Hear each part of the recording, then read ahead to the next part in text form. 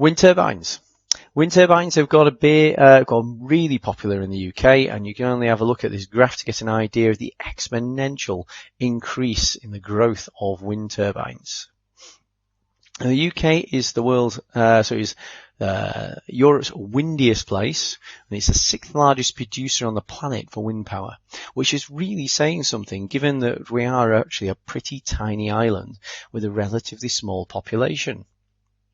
The capacity, this I think around 2014, was 10 gigawatts.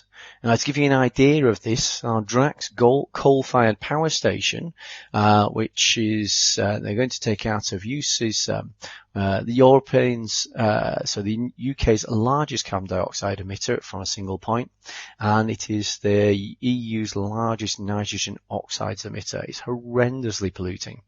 It uses 20 million tons, produces 20 million tons of CO2 a year.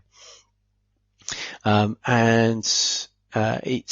produces 4 gigawatts. So with 10 gigawatts being the total capacity for wind that we've got at the moment, you can see just how many tons of carbon dioxide emissions this wind turbines are saving. Now, you do have to bear in mind that they are a huge steel structure when these things are built, and consequently, they're also only useful in certain places. Despite the UK being the windiest place in Europe, if you look at this map on the right, they've actually produced a clever map which will tell you by where you live whether it's worthwhile having a wind turbine around your property. Lots of areas it just isn't. So there's just not enough wind. It's too much shelter, it's too flat, there's too many buildings around it, and wind turbines, for the most part, require a continuous, uninterrupted flow of prevailing wind. If you've got gusty winds or chaotic winds, they don't work terribly well. There are other designs, such as ones shaped like a double helix, which work more effectively in these conditions. But if you see those, you'll find that most of the time the things aren't running. And to be completely truthful with you, I've never really understood why they don't run. So wind turbines, the government sees the future because it's reliable technology, and we've got a manufacturer relatively close to home, and they really are marvellous things to see. And with having so much of our coast to sit these things around, where you've got unimpeded wind, these have become a very popular option to avoid NIMBYism, not in my backyard, preventing them from being put up in rural locations.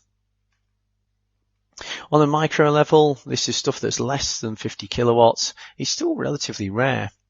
And it's a surprise, so it's not too much of a surprise really, given that the things cost between £21,000 and £30,000 to fit.